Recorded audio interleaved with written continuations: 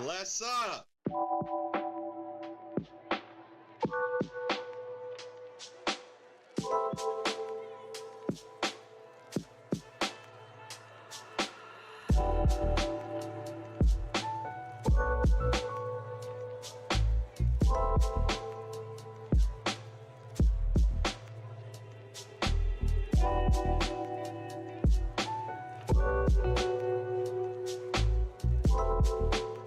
Give me a hell yeah. Ooh, you know what time it is. No regard for human life. Ah! Ah!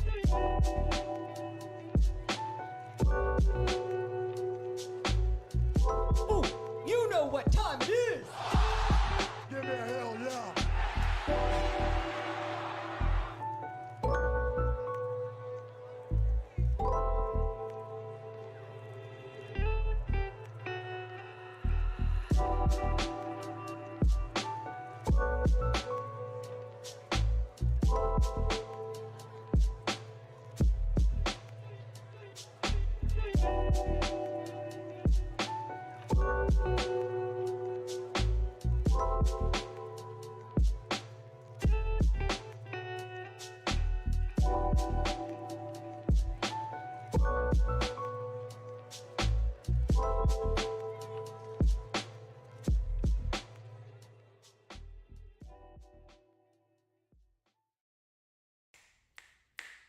Deuce and Mo, Deuce and Mo, Deuce and Mo. They tell you what they know. Deuce and Mo, Deuce and Mo, Deuce and Mo. The podcast that you know. Deuce and Mo. Deuce and Mo, Deuce and Mo, Deuce and Mo. They tell you what they know. Do it for Deuce and Mo. Deuce and Mo. Hey. Do it for Deuce and Mo. When it comes to the Kings, it's my favorite show. Do it for Deuce and Mo. Deuce and Mo. Hey. Do it for Deuce and Mo. When it comes to the Kings. Big hopes and dreams as we cover our kings. Never cover the kingdom, but we loving our kings. And we covered your prayers as we doing our thing. Big Deuce with the par, Lil Mo on the screen. Solo or together, still do it for team. Never switch up for $1 or revenue stream. So we always got each other, balance out the beam. Deuce and Mo, and that's the end of the thing song. Do it for Deuce and Mo. We are live. Hey, do it for Deuce and Mo. When Just soak comes it to in the because Kings, this it's is my like favorite Christmas show. Eve, but better. It is Basketball Eve. Deuce and Mo.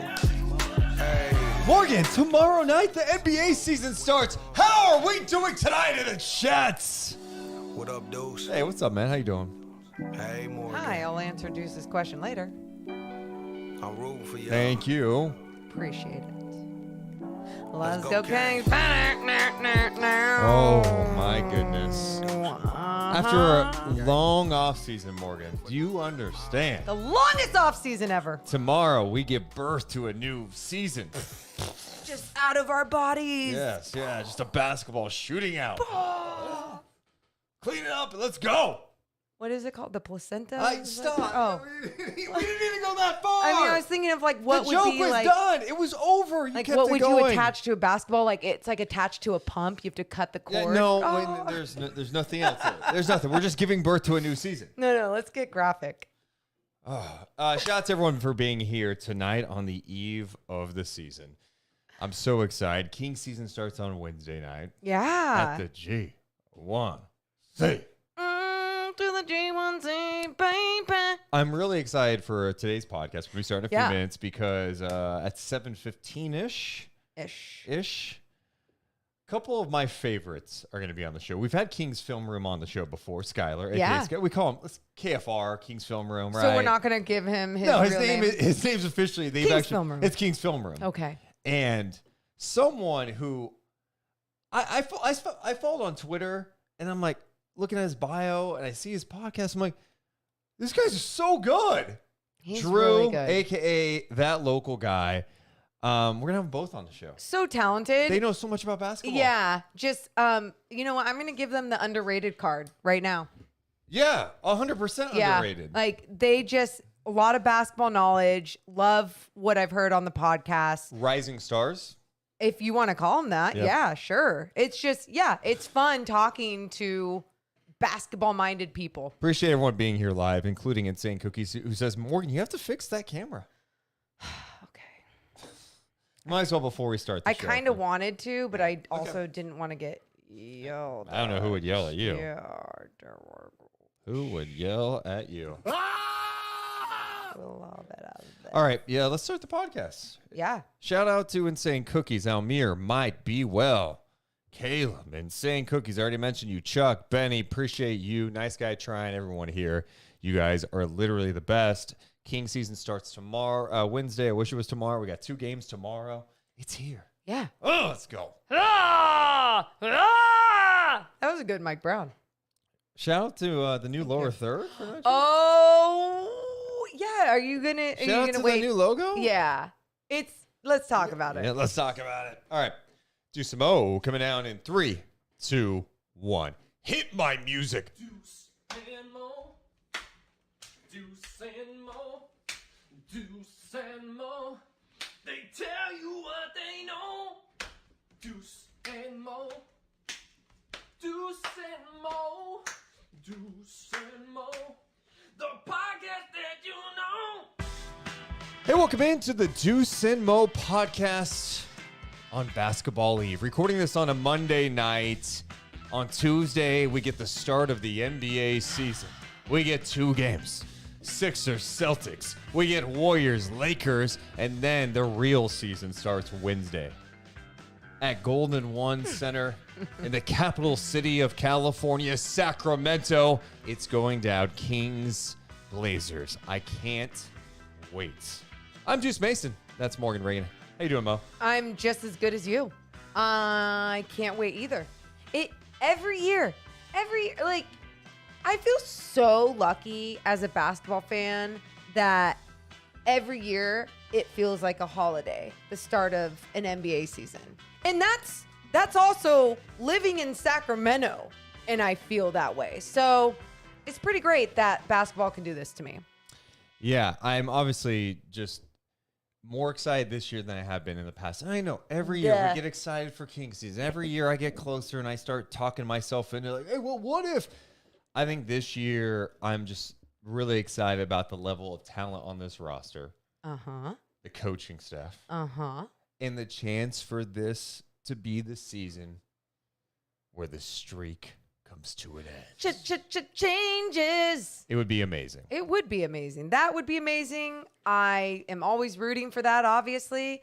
We know where my expectations are, and that's what I'm excited for, are things to change, even if it doesn't mean what others' expectations might be. Well, we were at Kings practice today, learned a couple of things. The Kings could be without 2 players on Wednesday night. Kevin Huerter was at practice today, so that's a good news. He did go through some stuff today. Mike Brown did say he went through everything, but he did not go through live contact. So they will have another practice on Tuesday. I assume if he's able to go through some contact tomorrow, maybe he'll see how his body responds for the opening night game.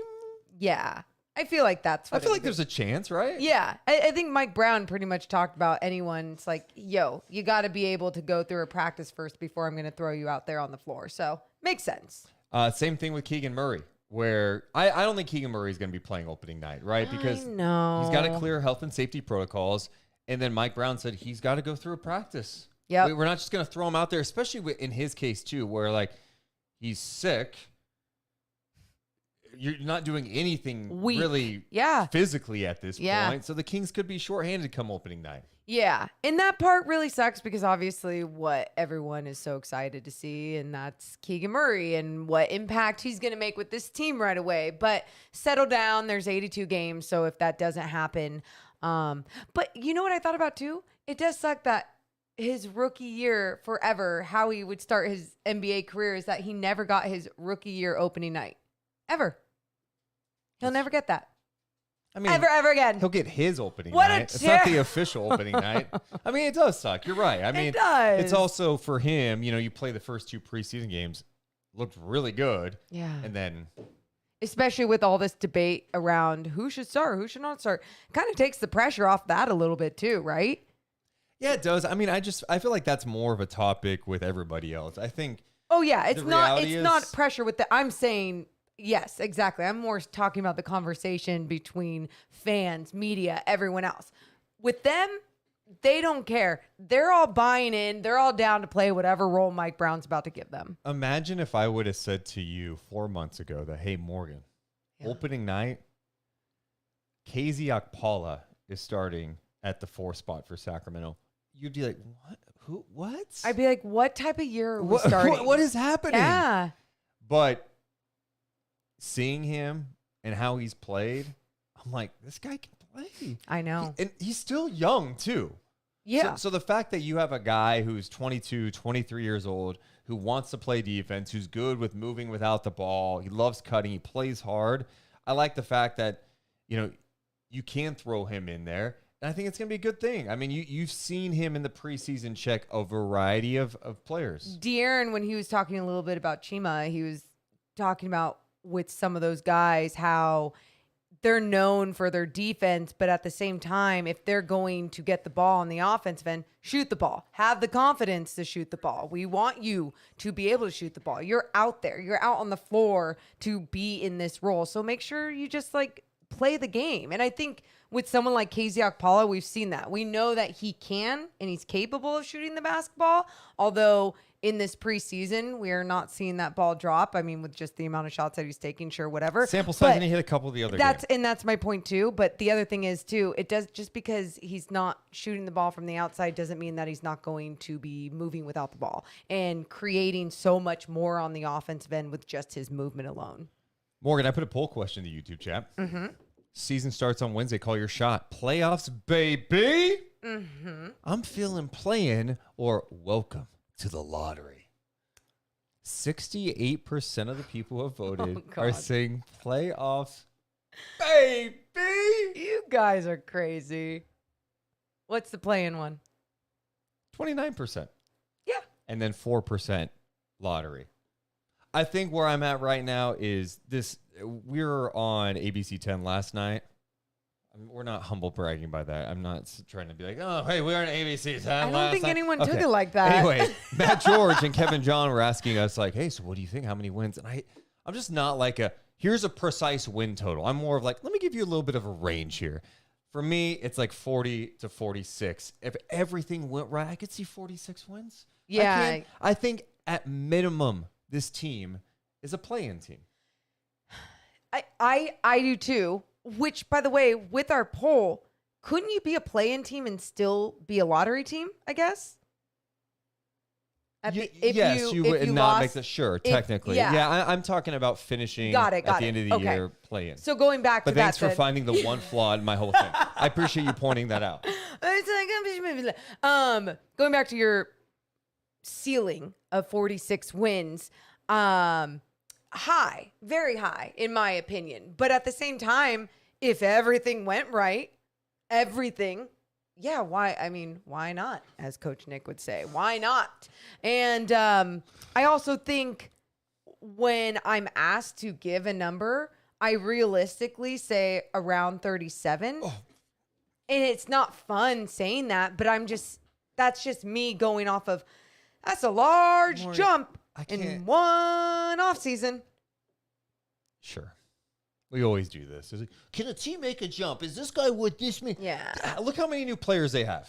So many. They have a lot of new guys. So many. Okay. They do. It's not like, I think when so many people go, well, I mean, that's a big jump. It's like they're not bringing back the same team that they started October last year. Whole different team, whole different coaching staff. And no, you're absolutely right. It's like the way that these guys are already buying in just in the training camp and following through with different sets and obviously defense, they're being so much more disciplined. If they keep growing off of that as the season goes, yeah, that's when you're looking at, wow, this team's going to look completely different than even what they look like right now. Do you think that we're going to notice a far better defensive team this year? Or let me ask you this. Do you think they're going to be in last? Do you think they're going to be near the bottom of the NBA? Do you think it's going to be an improvement this year? Yes, I absolutely think there's going to be an improvement. I think there's going to be so many more times that not only is effort going to be a standard where it truly has not been in the past, but you're seeing guys fundamentally sit down in a stance. Pistols up, talking to each other, running over, getting to their spot, cutting off guys' baseline. Like, yeah, those things that we hadn't seen in years past, they're there. So yes, there's going to be a lot of improvement. I agree. It's weird to say that because they've been so bad for so long defensively, and I know it's I completely understand the notion. Hey, it's preseason. You got to be careful.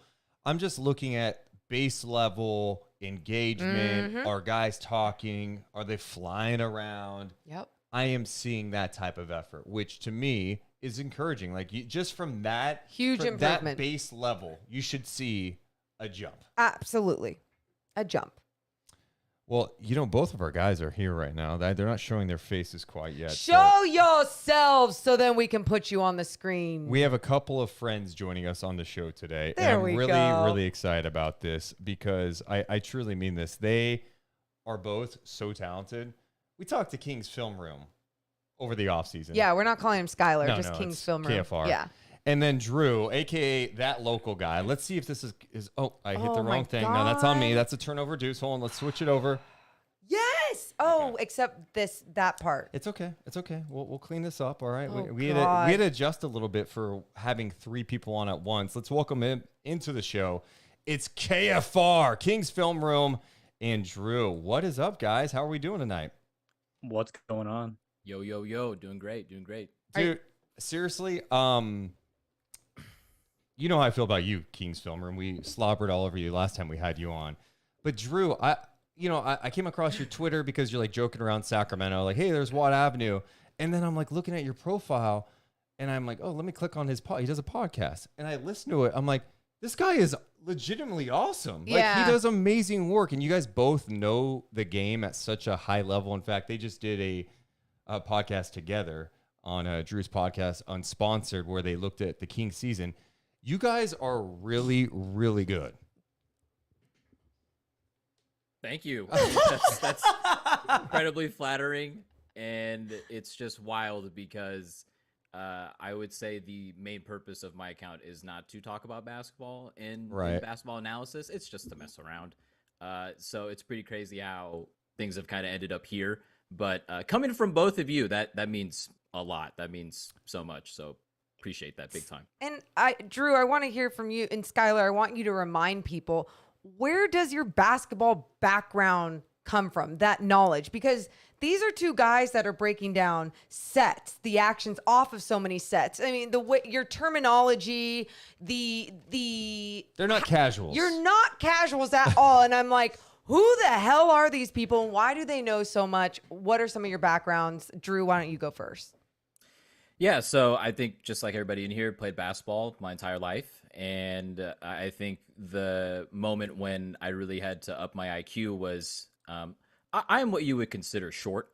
And when you are a short person and you're playing a tall man sport, you're essentially pigeonholed into playing one position, which is point guard, right? So I shot the ball a ton before high school. And then once I got to high school, I was like, look, if I want to see the court, I cannot shoot the basketball as many times in a game as I used to. So, I played a good amount my first 2 years of high school basketball. Then my junior year, it was my first year in my entire life where I just didn't play at all. I mean, we had 16 guys on the team. I was probably the 16th dude. And so that meant that it was a lot of, mental reps, development, learning the playbook, having to build up situational awareness. I had 5 guys playing over me. 3 of them graduated, 1 of them transferred, and then by the time senior year came around, I think I built up enough trust with my coach to where he was like, well, I don't have much of a choice. I kind of got to start you because you know how to run the team. So knowing the ins and outs of the playbook and kind of turning myself from a guy who used to score a lot to a guy who had to be a point guard, that really upped my basketball acumen. And then I took a few years off after I graduated from high school from the game, watch different levels of basketball, and then eventually just kind of got the itch to come back. And I hit up my old coach and I was like, hey, I'd love to coach. Is there any room for me on your staff? He's like, I'll find a place for you. So for 5 years, I bounced back and forth between the lower levels, freshman and JV. And then the last couple of years I coached at the varsity level as an assistant. And that was the most film I'd ever watched, the most analysis I'd ever done, the most scouting I'd ever done, because you need every advantage possible at that level when the wins and losses count. And so that further accelerated, my knowledge with the game. And now that I don't coach anymore, I think talking about the game on Twitter with folks like you and just all of our good friends on King's Twitter, that's kind of how I like quench my thirst for all that. You guys are just like next level. I mean, we learn stuff from you. You know what I mean? It's great. And that's what's so cool about, this Kings community too, is like, you meet people on social media. You guys know Pernille, this 16-year-old. I'm like, this guy's 16 years old, and he's gonna be a GM if he wants to in the NBA. Like, I swear, the guy is obsessed with the game, and he's so good at breaking things down. And it's just so cool to have that in this like Kings universe. And Skylar, because you break down a lot of film for our Kings universe, our Kings Twitter. I actually just told Matt Barnes to go to your Twitter page too, to look at some of your breakdowns before we head into our show on Wednesday night, because it's truly, we can learn from you. So what is a little bit of your background and how you're able to obviously break down the game that you do? Well, first off, thank you, because Matt Barnes is a legend. But yeah, so mine is a lot of the same as Jrue. I played basketball my whole life, and I was also on the shorter side. So, being like 5'10" and white doesn't necessarily translate to a, high basketball ceiling. So you got to rely on stuff like skill and IQ. And my dad was a coach, so I was always just like, that stuff was just always thrown in my face at all times when I was like 4 years old. And so I had no choice but to play basketball. And then eventually, I did fall in love with the game, and it's really all I've known. And so when I get to high school, I'm playing for my dad. And then afterwards is kind of when the whole King's Film Room started. I wanted to do something like this for a while, but I didn't get around to it until recently. But I've always been like kind of the dude that like studies the game like this. And I guess it just stems from having a coach as a dad. When you watch a game, for both of you guys, like when you're just watching live, how much do you notice live versus like how much do you learn watching on a rewatch?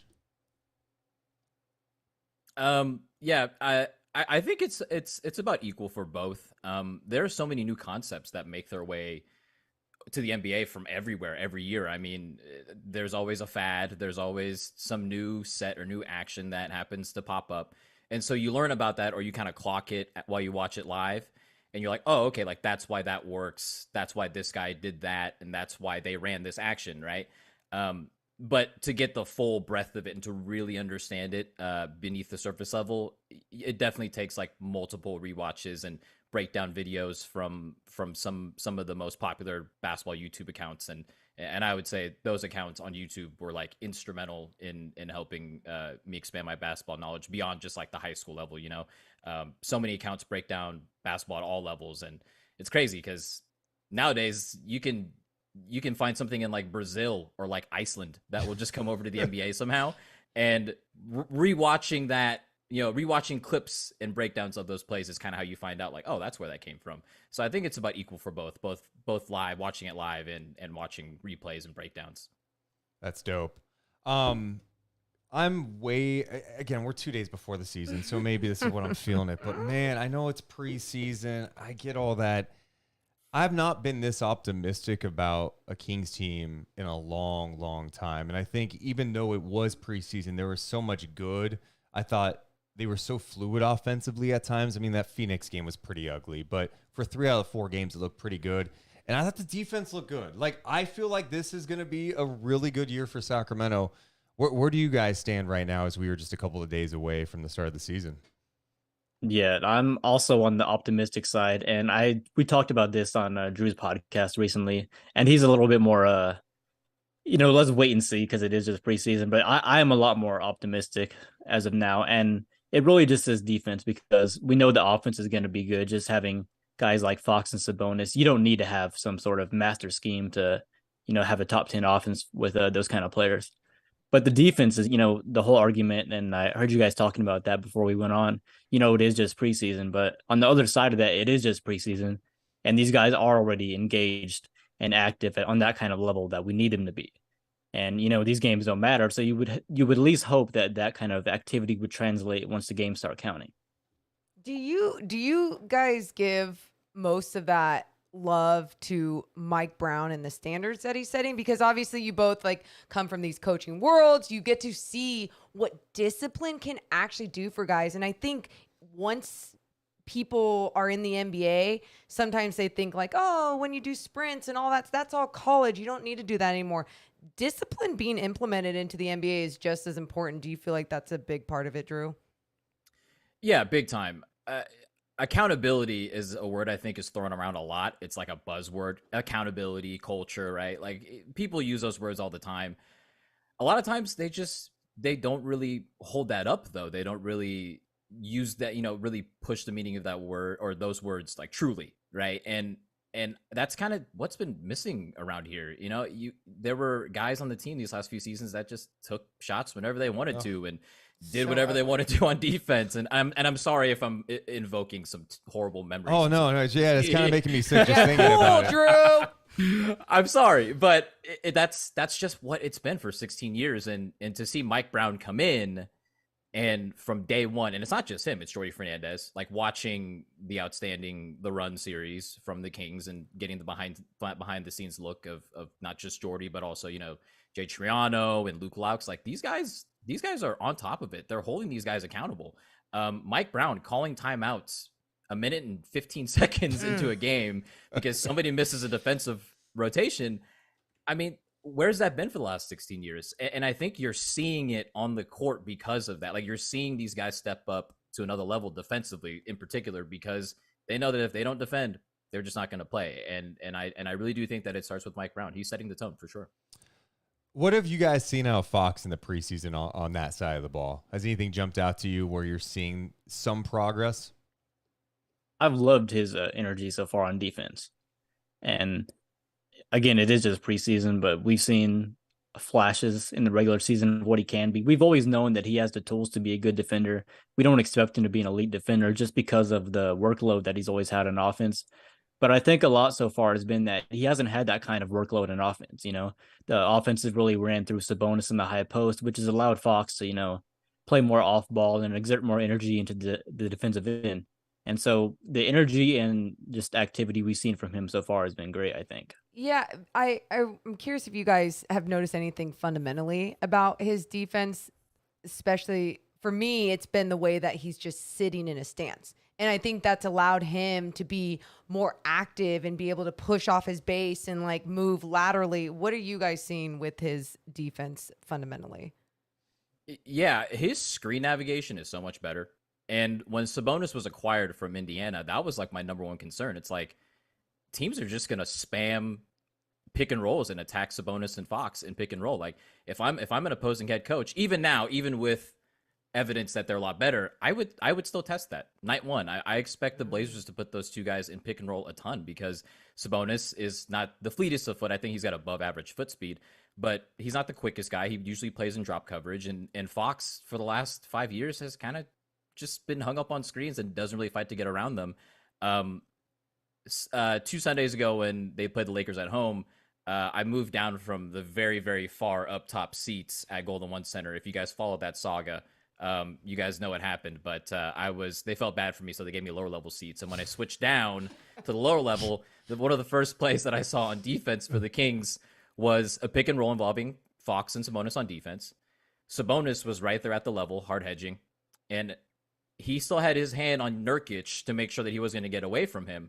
And he gave De'Aaron a chance to fight over that screen, get back, ice Damian Lillard towards the baseline, and then he got right back to Nurkic. And there was no room for a pocket pass. He cut off the angle, and he really funneled him to the help. And I'm like, De'Aaron, where's this been like the last 5 years? And then like a few possessions later, he got caught up on a pass fake. He jumped, and as soon as he got back on the ground, Fox like immediately shot the gap. Herder tipped a backdoor pass away, and he was right there to grab it. And then the Kings were just off to the races on another transition opportunity. And it's just like, it's there. It's always been there with him. He's always had the ability. The fact that it's coming out now is really, really encouraging, and it's that kind of stuff that really gets me excited about him on defense, being the point of attack defender for sure. You know what I feel like with that though, and I've told Deuce this for a couple years now. I feel like, yeah, he has the skill set. He's capable of doing it. And I never truly felt like it was a lazy thing, or even whenever Skylar, you were just talking about him, making sure he had enough energy for the offensive end because he had to do so much because there obviously wasn't a roster built around him that could help him out enough. I felt like it was always, he was never being taught and managed how to use his skills to the fullest and capitalize on those skills, especially on the defensive end, and be taught how to come over a screen properly, especially with his body size and everything. And so I don't know. I just feel like a lot of those things are being taught now is why we're starting to see this from De'Aaron Fox early. Yeah, defense is always going to be a mix of, IQ, technique, and effort. And I would say it's still more effort than anything else. But, his technique is clearly better. And like Jrue said, in screen navigation and just having the awareness of, knowing who he's guarding and, when to ice like side ball screens and the communication from the bigs as well. I just think everything's kind of coming together just as a unit, and it has an impact on Fox.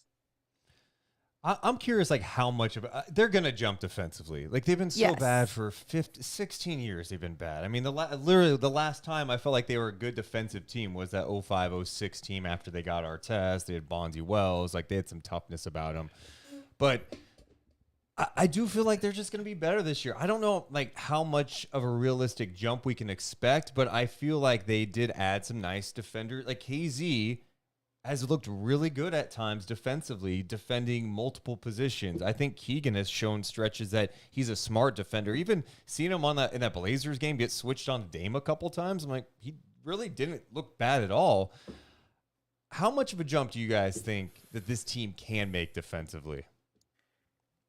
Yeah, we actually discussed this on my pod last week, and I would be so satisfied if they were like 20th in defensive rating because they're so used to we're so used to seeing them in the bottom 5, right? And I think that's very, very realistic. I think as currently constructed with the roster, I think that's a very, very attainable goal. I mean, you can probably get 7 or 8 spots better in defensive rating just with the coach having more attention to detail and knowing your opponent and being ready from night to night. And Mike Brown's going to have these guys ready to play, or at least it seems that way, right? Through 4 preseason games. So I think somewhere around 20th is very realistic.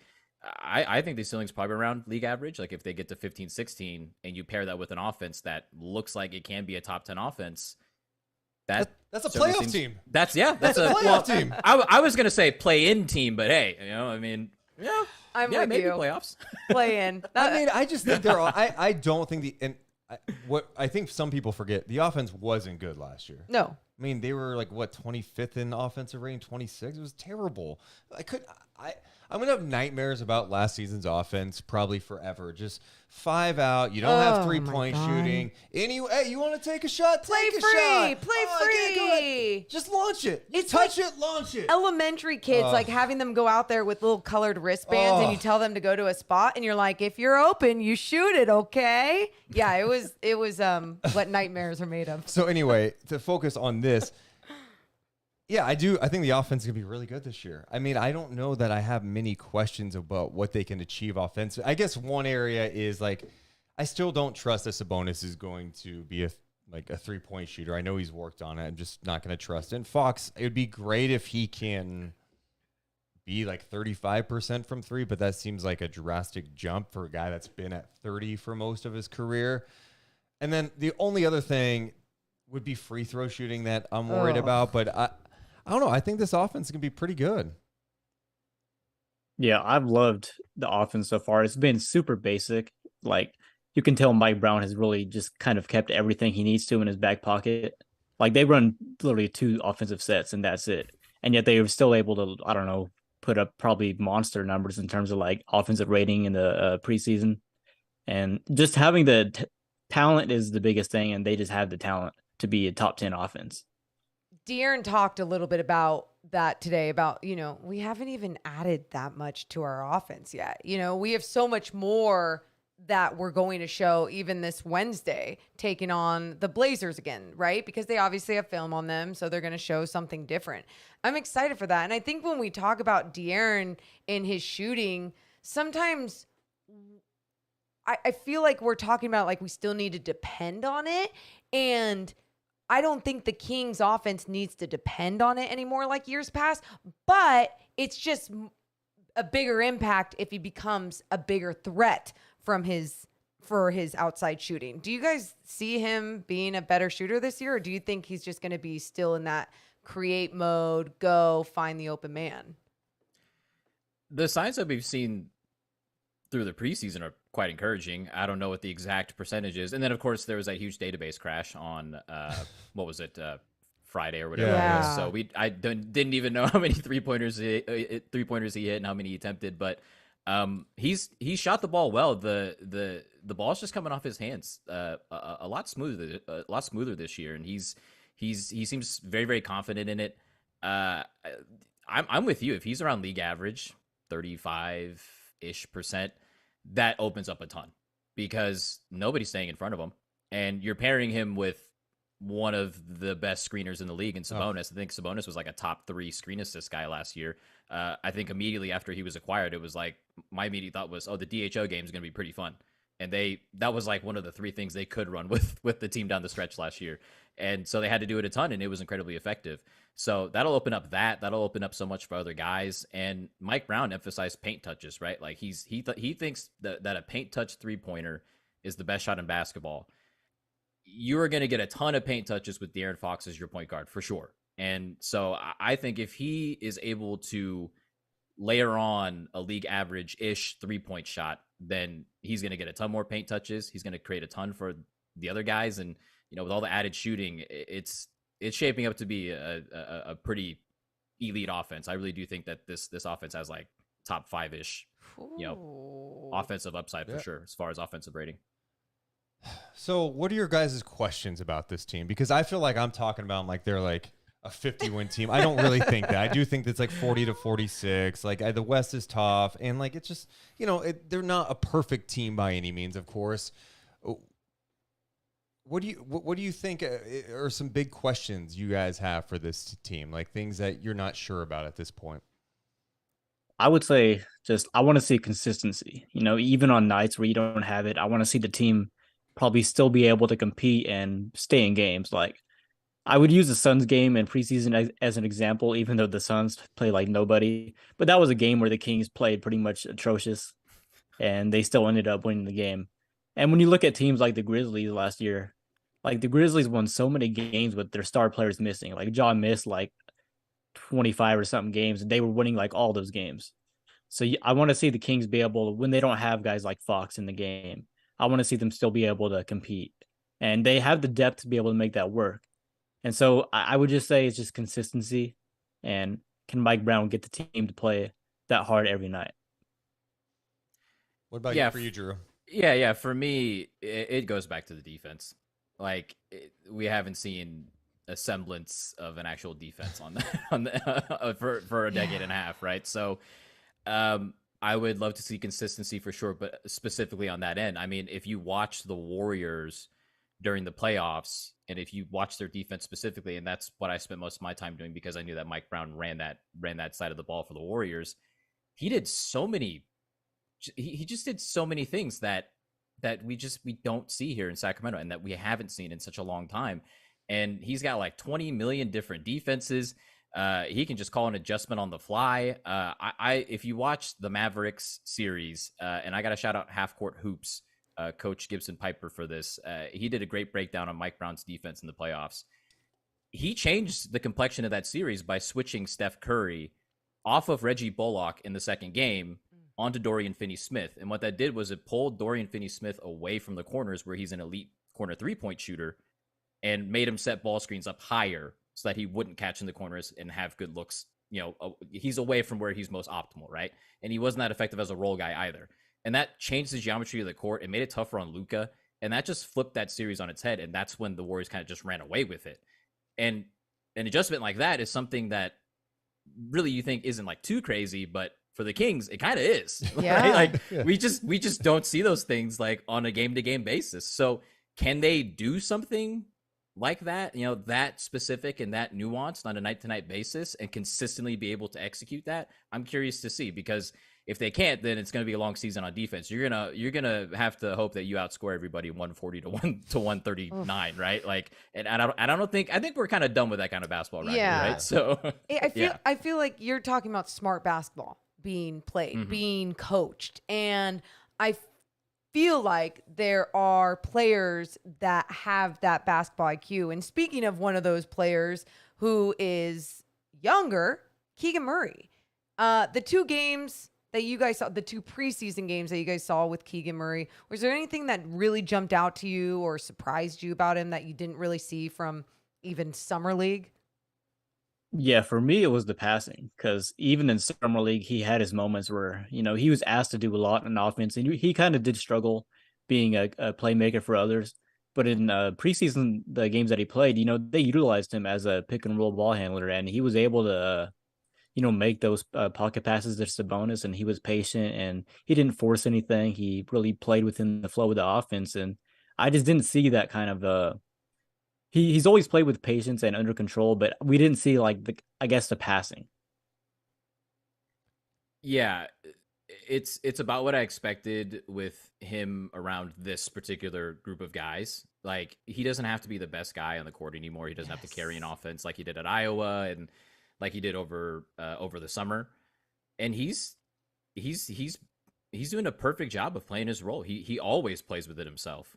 And when he's just always in the right place at the right time and has, the elite spatial awareness that he has and knows where to flatten out to and flare out to and relocate and things like that, like, he's always going to get open looks because Sabonis and Fox are just so great at playmaking. And on defense, he's, you mentioned this earlier about him guarding Dame. It's like, yeah, that was kind of a surprise. But even in help defense, he just always seems to be in the right spot, never makes mistakes. He's never out of position. That's about what I expected from Keegan, and he's blown away every single expectation I've probably had actually up to this point, because he's just been so good on both ends. That's been one of my big surprises, was his defensive ability to switch. Like, he's capable of switching on so many different guys, and I don't know. I just don't even know why I didn't expect that from him at first. It's like sometimes you just see this big guy, even keeled out there, just like doesn't have a lot of emotion. And then you see him switch onto a guard and he's down in a defensive stance, actually moving with him, not riding his hip to the basket. It's impressive. And his big body size and long arms actually make a big impact for even those passing lanes and everything. So that was one of my big surprises too. I'm curious where you guys are with the starting four. Obviously, opening night, it's probably going to be KZ Okpala. For me, I think after the first couple preseason games, it's got to be Keegan, right? And then the more I thought about it and watched it, I'm like, Keegan's going to be the guy long term. Whether it's now at the 4 spot or December or next year, I don't know when it's going to be. We know it's going to be his job, but I have really zero issue with KZ starting, at least to start the season. Keegan's going to play big minutes, and I've been really impressed with KZ. I knew he had a reputation of being a good defensive player. Mike Brown's really put him over in that regard, but just moving without the ball, I've been impressed with his game. What's jumped out to you guys about KZ, and how do you feel about the starting 4 spot? Yeah, the idea of KZ starting has really grown on me. Like, you guys, I mean, pretty much all Kings fans kind of figured Keegan would be the starter and should be the starter. But it really doesn't matter because he's going to be the one playing the majority of minutes. So if you put KZ out there to play 6 minutes and just guard the other team's best player and try to get him out of a rhythm, and then just do whatever he can on offense, he'll give you energy and crash the boards. And if he can give you just an open 3 here and there, maybe, then that's a luxury. But he's going to give you defense, guard the other team's best player. And so he has a role in the team, and I like the idea of him just being an opener and then play the first 5 minutes of each half, and then that's probably it.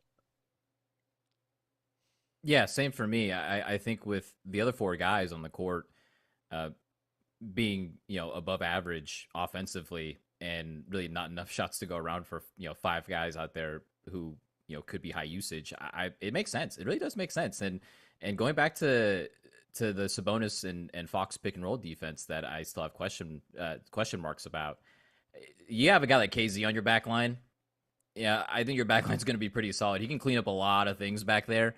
One example of that is that block that he had on Pat Bev the other night. That was so nice. Covering all that ground, getting there, just having the instincts to just know that that's where the ball is going and that he's going to get there in time to get that, to get that and reject that shot. I mean, it's stuff like that that makes me say, yeah, no, this makes sense. And I love that opener analogy. It's like, starting an opener in baseball. Like, yeah, start this guy and then bring in the next guy.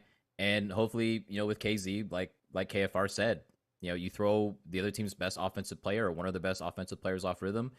They could have a long night, and then you just play Keegan for the rest of the half. Like that perimeter defense for the Kings, like what we're seeing obviously in this preseason, I feel like we haven't seen this in so long.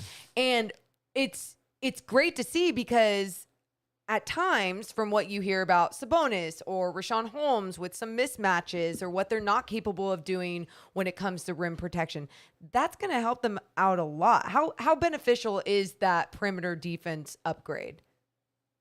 Yeah, you need it because, Sabonis isn't a rim protector. He can move his feet, laterally, but he's not going to be out there getting 2 blocks a game. So you're going to need your guys to be able to hold their own on the defensive end. And I think one of the dudes that I looked at a lot was Malik Monk.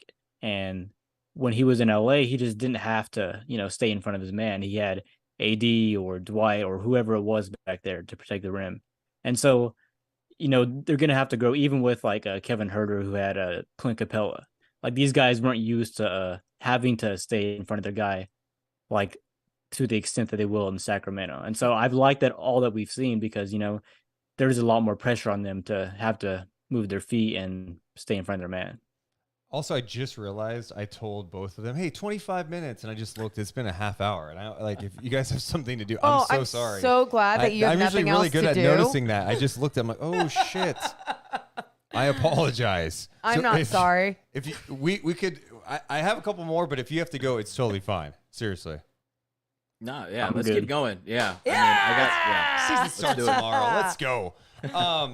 It's funny. Harrison Barnes at practice today was asked about like just the wings and if he feels like there's some pressure taken off him. He goes, yeah, last year it was me and Mo Harkless. And it is crazy just to think about the roster construction. It just seems like there's so much more versatility. And it's going to be interesting to see how like Brown navigates a rotation, especially that like 8th, 9th, 10th guy, because I think you could make a case depending on the stretch. Like, I mean, Chima's shown some nice things. Like, watching him last game, I'm like, you could see him playing some minutes on this team. You could see Terrence Davis, maybe Trey Lyles at times. Like, what do you make of maybe the versatility of this roster and how it's been constructed compared to maybe previous years? Yeah, by no means do I think it's perfect, but, name me more than like 2 or 3. Are there even any perfect rosters in the NBA, right? Like they all have their flaws. So I think that Monty did a great job of addressing, a lot of needs, which was perimeter defense and shooting. And when it does come to that kind of revolving door with those 8th, 9th, and 10th guys, I mean, it's just crazy the depth that they have now. Like you have actual NBA players 10 or 11 deep now, which is not something that we could say a lot of the times over the past decade and a half. And yeah, I mean, you listed them off: Trey Lyles, Terrence Davis, Chima Moneke. They all had their moments during preseason. I mean, Trey Lyles was like the greatest basketball player that I'd ever seen in the last preseason game. The guy could miss a shot, right? So if he's having one of those nights, Mike Brown has the luxury of throwing a guy like him out there. Terrence Davis shot the hell out of the ball in preseason. So yeah, like the options are going to be there, and I think it's going to be a big time luxury for Mike to just, if some guys just don't have it on a certain night, or if it's a matchup that they need to counter, he can go to his 8th, 9th, or 10th guys in order to counter that. There's so many things going in the right direction for this squad, and we talk about that. Can we just also note that we are saying this now? What are we going to be saying like a week and a half from now? But it doesn't matter because we'll get there when we're there in a week and a half from now. But right now, when we talk about the depth and we talk about this roster and what they're all capable of, when people start bringing up playoffs, and actually, Skylar, I don't know what your opinion is on playoffs, but Jrue, I obviously know yours, and I'm more like you.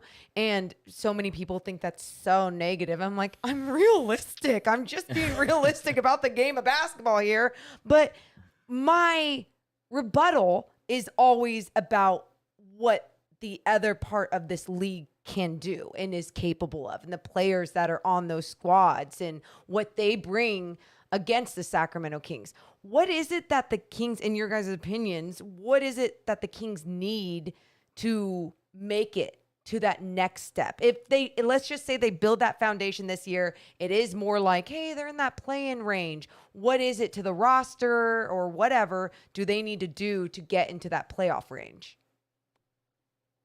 I would say the only thing that they're missing is like a true, like legit wing.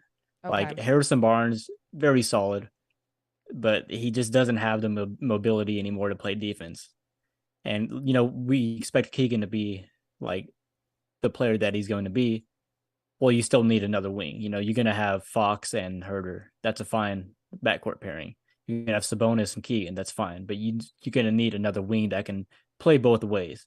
So that's probably the only thing that they're really missing. I think you can get away with Harrison Barnes for right now, but that would be the one position that I would say that they could upgrade at. Yeah, if your cornerstones take another leap, then obviously that would definitely help. Like, what if Darren does become a bona fide, no questions asked, top 3-4 point guard in the league? What if Sabonis goes from 19 and 11 a night to a little bit, even a little bit more than that, and is more aggressive on the offensive end, and on a nightly basis goes like 23 and 12 or something like that, right? Like, that obviously would help you. Keegan making a true leap to a star, maybe a fringe all-star, maybe even better than that. And we're already seeing some of his swing skills like swing in favor of that, which is very encouraging. That would obviously help. But I'm with Skylar. You do need another high-level wing, another high-level two-way player, or you make the play-in, you lose, you still get a top 10 pick. That pick jumps. And there are two guys, I'm pretty sure everybody knows what I'm talking about, right? There are two guys at the top of the 2023 draft that I think every team wants in 2023. They're going to be war crimes committed on the basketball court this season with tanking. Like, we're going to see some nasty tanking this year because of those two guys. You pick either one of those two guys, you have just raised the ceiling times a million for your team. So I know it's convoluted. I know it's going to take a lot. I know it's like a very, very specific route. But if that happens, then there you go. There's your pathway to becoming a contender for the next decade plus. There you go. It's just, it's just getting there. You know what I mean? It's just like knowing that you'd go through a whole season and then like win like 35 games or something. Then it's like, you're in the lottery again. And you have to try to talk yourself into getting excited for the lottery. There's just so many things. I just think about the year we would have to deal with on Night Chat. Oh. Like after games, the disappointment. I'm like, if I could hit the fast forward button, I think I'm down for that. Yeah. Fast forward and you get Victor Wembanyama. Hell yeah. Oh my God. Oh my God. Of course. Life, I think, for everyone in Sacramento would absolutely change, but we can't bank on that. Yeah, so no. I do appreciate your other breakdown of adding another solid wing. I do think one thing, I know you guys talked about this on your guys' podcast a little bit with Sabonis. That guy, he's just such a joy to watch for me.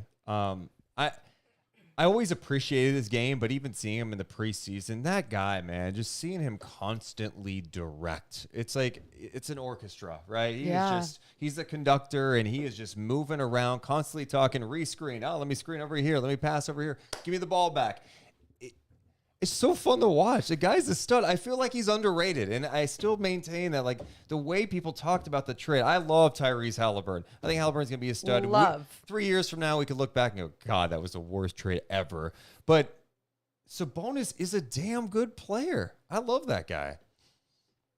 Yeah, I love Tyrese, and not to say that he doesn't make players around him better, because he does, but Sabonis really makes everybody around him, like, 5 times better, just because of the ball movement and the off ball movement that he creates, because players want to cut because they know that they'll get rewarded for it. We see Fox, off ball, he does move, he makes his backdoor cuts now.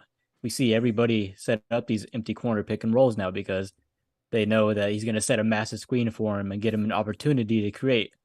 And so he just does everything to make everybody's lives easier because he's just so skilled, so massive, and he can really do everything.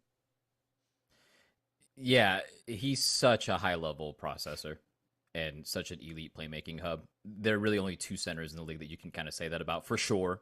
And it's just him and that guy in Denver, right? Yeah. And there are guys on their way. Like there are guys kind of on the fringe. They could get that good at some point, but really it's just those two right now that play the five. And yeah, I'm with KFR on this one. Tyrese, I think when he got to Indiana, he was at like 30 plus ball screens a game. And that's fine because he's so good at a pick and roll. But when your offense and your movement is predicated on ball screens, it does change the geometry of the court and where guys can move and cut and what have you, right? With Sabonis just catching the ball at the elbow in the high post area, feet planted, right? In a triple threat, or he has the ball out here with one hand, like that's my favorite one. Shows and stuff, right? Like with guys just cutting and moving everywhere, and knowing that there's an incentive to cut and move off the ball because they'll get the ball if they make the right cut. It's beautiful. It's beautiful basketball, and it really, really does remind me of those old Kings with C Webb and Vlade operating out of the high post, and I mean it's very obvious that Domas gets up from his dad, because I remember seeing the tail end of his dad's career, and that guy could pass. So yeah. So if all else fails in some way or another, we're gonna have a competent, fun basketball squad on the court. You think, right? Yeah, I mean that's at least all you can hope for, because I mean the last 10 years, how many fun teams have there been in Sacramento? Like, at least for a majority of the season, that you could tune into games and say, that's an actually fun team to watch. Yes. Like, what, maybe one or two? Yeah, the 18-19 team, it surprised everyone. It faded at the end, though. I think we all yeah. But I will say, majority of the year, that team was fun. It was. Sometimes I feel like we talk about that team like it was like some epic, historic team. Like they won 39 games. And not only that, they didn't carry on the same identity into the next season or anything either. Well, yeah, that final game of the season irritated me so much. Seeing the Blazers, who were playing like nobody, just torch the Kings. The Kings had a chance of 40 wins. Yeah. Anyway, and then one other thing I love watching with Sabonis, and then we can wrap this up. Oh, no, please. Actually, let's just do an hour on Sabonis. Dude, watching highlights of him getting rebound, just pushing. Oh, that has been one of my favorite things, you guys. The way that, there's no outlet. Grabs the rebound, goes. And then the offense. It's chaos. Starting through him. Yeah, it just puts everyone on their heels on the defensive end. There's not a lot. I feel like there's not a lot of bigs capable of doing that in the league. No, he starts every possession. Like, if he gets a rebound, he's pushing up the court. And that's the thing that I knew he could do that, but I didn't know the level, of how much that, he really could do that, coming over from Indiana. And he starts every possession off, and, it sets up the whole offense because, the offense is going to revolve around getting him an entry to the high post anyways. But now you don't have to rely on that because he already has the ball. So you're already getting movement. You're already getting cutters and setting up these empty corner pick and rolls. And, it just makes everybody's job a lot easier when that happens. All right, so to wrap this up, Jrue, you're saying playing? Are you going to say, officially playing, or is it a wait and see for you still want to see how it looks? Yeah, I'm with Morgan as well on the predictions thing. I'm not a big predictions guy. Yes. I really am not. But I'll say playing. I mean, could you imagine the Kings getting the 9th seed and that game being hosted at Golden One Center? Woo! No, could you imagine?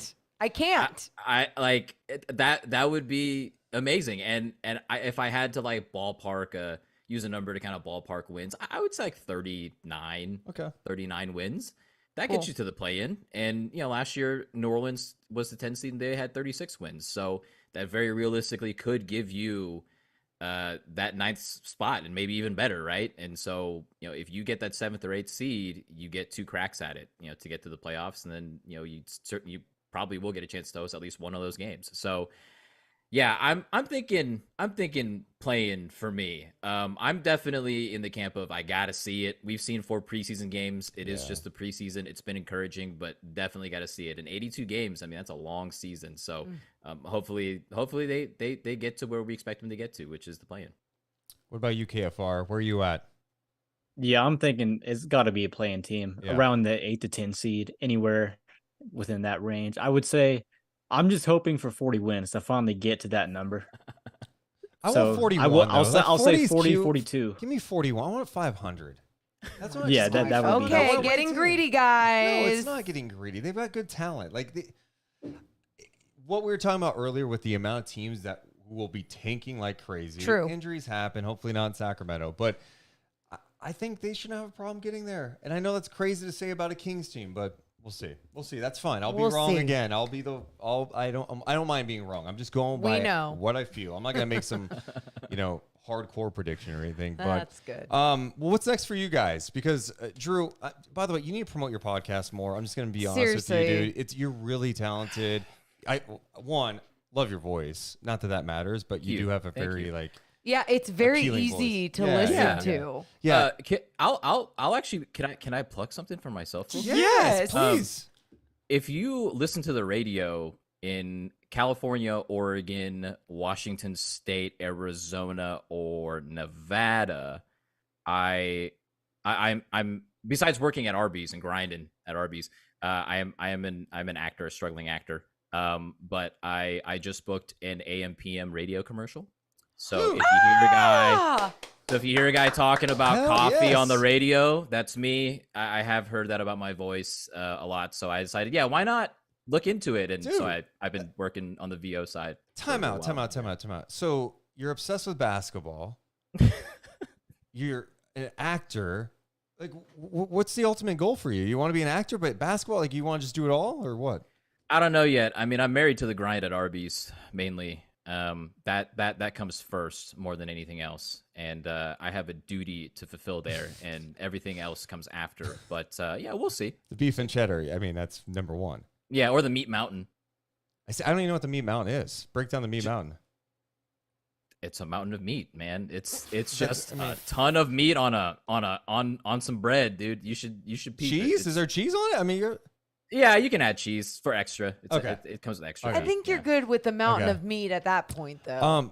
dude. Well, you need to keep doing your podcast too, and you need to keep putting Yes. content out there because one, you're really funny. Two, basketball So well. Like you Thank you. can Thank help you. people learn about the game, and you're not one of those people. You're not a hot take person. You're very realistic. I and- appreciate Yeah, everything. No, I you do. said. It's smart. It's like high IQ basketball discussion. Yeah. When I was listening to you guys, so and King's Film Room. What can we say about you? Yeah. I mean, dude, just I'm please. telling former NBA players to go watch your shit. So. Yeah, please keep the content coming, man. You have a lot of plans for the upcoming season. My content revolves around the Kings, so Hell you yeah. know whatever happens with them will have an impact on whatever I put out. But yeah, ideally we'll have a lot of content this season. Hell yeah. Well, seriously, guys are awesome. Thanks so much. You guys stayed way longer than and I anticipated. My bad. I'm sorry about that, but you guys are the best, and yeah, we'd love to have you guys on again soon. All right, well, thanks for having us. Yeah, Yep, absolutely. It'll be our pleasure. Thank you so much for Hell having us. yes, dude. Thanks, Jrue guys. and KFR previewing the Kings season. They are amazing, dude. Make sure, I mean, most of you guys probably follow both of them on Twitter, but look them up on Twitter. Yes. They're fantastic. Appreciate everyone being here, by the way. Hit the thumbs up. What, 109? We got 300 people. What's happening? Also, shout out to our guy, Kenneth, who's donated 100 subs, dude. Dude, thanks, Kenneth. But seriously, Morgan, we were just listening to their podcast the other day, and I'm just like, dude, it's so good. Like, You guys, it's truly one of those things. Like, there's some really good content out there. You know how we always go, oh, we want national people to talk about the Kings. There's content right here with Jrue and with KFR and breaking down the game how you want to hear it from intelligent basketball people. So make sure to follow them on Twitter so you can get all of their content as yeah, well. and Drew's podcast is called Unsponsored. You could find it in the Apple Podcast Store. It's really great stuff. We're just basketball nerds that look for basketball nerds, okay? Yes. Tim in the chat says Kings Film Room makes really good Kings videos. He Yeah. absolutely does. We should mention that tonight's podcast, presented by our friends over at the Detail Pros of Sacramento. We appreciate them being on board this Kings season, and you should get on board with them because they will make your car look fantastic. Brand new. Literally, Nick does such a great job detailing cars inside and out. If you go to the detailprosac.com, you can schedule an appointment there. Tell him you heard it from the Deuce and Mo podcast. He will give you a paint sealant worth $125. You can also book it via phone. Call or text him, 916-340-4317. Nick at the Detail Pros of Sacramento. Morgan's had her car done there. Oh, I've had my car done. I got my dad a gift card there for Father's Day, and now he's gone back several times. And my dad's really weird and picky about his car. And he even says he puts he's like the old person that puts the car cover on because he wants his paint to stay good. He said when he tried putting his car cover on after going to Nick, everything was so smooth that it would just like almost slide off. He was like, I've never had that happen before. Nick's an artist. Nick is amazing at what he does, and he loves what he does. So make sure to go check out the Detail Pros of Sacramento. DetailProSac.com. Appreciate everyone's support, the Deuce and Mo podcast. Also, I want to shout out some people. Last week, maybe a week and a half ago, I read like someone who gave us a really bad podcast review on the Apple Podcast store, I think. And I was reading it more as like a funny thing. Yeah. And within like a matter of days, we got like the nicest, kindest podcast reviews from people. And it was just really nice. I just want to thank those people. We don't want to just acknowledge the bad ones. Be like, hey, this person said something bad about us. Like, no, there's some really nice people, and we appreciate everyone who takes the time to, one, listen, watch our content, who takes the time to give us a review on the Apple Podcast Store, hit the thumbs up and all that stuff. You guys are literally the best. It means the world. So thank you. Joseph in the chat wants to know, how come when Mo impersonates what she thinks Kings fans are thinking or saying, she says it in a voice like we're morons that don't know basketball? Wait, what? That's me. What do you mean? What did I say? Say it now, Joe. Say it now. Here, I'll read it. He says, how come whenever Mo impersonates what she thinks Kings fans are thinking or saying, she says it in a voice like we're morons that don't know ball? Like, I'm one of you, so then I'm the moron too. All right, Morgan. Yeah. We get 2 games tomorrow. We got Celtics, Sixers, Warriors, Lakers. Westbrook will be playing in that game. Out of those 2 games, which one are you most excited for? What was the first one? Celtics, Sixers. Thank you. God. I'm probably more excited for Celtics Sixers. I've watched the Lakers this preseason. I understand it. Every time I've mentioned, like, why are the Lakers getting a game on opening night? Well, it's LA, dude, so you should know, like, it's a big market. I'm like, no, I get it. But out of all the teams who could face the Warriors on opening night, the Lakers? And it's LeBron and AD and a storyline. But it's just like, they didn't make the playoffs last year. Give me a really compelling matchup on opening night. Yes. Celtics Sixers to me is compelling. Obviously, the questions surrounding Boston, everything that's gone down with their offseason. Yeah. But also from the Sixers, I'm excited to see what Harden looks like, right? That's it. Says he's in great shape. I think it's a big year for them. Well, and that's it. I'm excited to see not only what he looks like, but Joel Embiid again. What is he going to look like having a healthy year, trying to, obviously he's not like trying to get in that MVP race and he's only thinking about himself as an individual. No, he wants his team to do well. But you think about where he's been in that MVP conversation the last couple of years and who has won it. I'm sure that's got to be in the back of his head as well. And just watching him a little bit in the preseason, it's like, you are so unique, so talented. I'm excited just to solely watch him play and then see how the Celtics come together after everything that went down right before NBA Media Day. So that's why I think I'm mostly excited for that. We'll have another episode of the podcast Wednesday night. We're going to be on after Kings Blazers. What kind of vibe are you feeling for opening night? I think it's an opening night win. Okay. I hope so. I think a lot of adjustments are going to be made by both teams. But what I love is that I truly feel like there's going to be so many different things that the Kings throw at the Blazers that they're not going to be able to stop because they don't have the right pieces on the defensive end to, stop just anything thrown at them. And we didn't even see many in-game adjustments from them in the preseason. So is that something that Chauncey Billups is actually going to add in the regular season where he is just coaching differently? We will see. So yeah, most likely a Kings win. Hopefully. Fingers crossed. I was rewatching some of the first quarter of that game against Portland, and I'm interested to see what Dame looks like in opening night, but this season, because I thought the Kings did a great job on him, but I immediately wondered, I'm like, is he 100% after last year? There are a couple times he passed up a three. I'm like, why did he pass that up? Well, there was a lot of defensive pressure on him, that perimeter defense from the Kings. So is Portland going to do a better job of getting him open, of making his life a little bit easier and setting some on-ball screens or just getting him open off the ball? I mean, those things have to be addressed for Portland if this is just against the Kings defense. Think about what other defenses are going to throw at them. I'm very confident in this. Kings are better than the Blazers. I appreciate your confidence, and I hope that is the case. Blazers don't have the depth, and even, that's the other thing that hurts them is Gary Payton II. Is hurt still. So yeah. He's missing the start of the season. That's going to hurt him. And maybe that's something that helps turn things around, though, when everyone has this assumption of what the Blazers are going to be this season, and they can work past that. We will see. Hopefully the Kings just start off things right. Well, shout out to everyone watching us live. Before you go, make sure to hit the thumbs up button and subscribe. Spread the word. We're going to be live after every single Kings game this year. We love you guys, but we gots to go. You all have a wonderful rest of your night. Thank you so much for being here. See ya! Deuce and Mo, Deuce and Mo, Deuce and Mo. They tell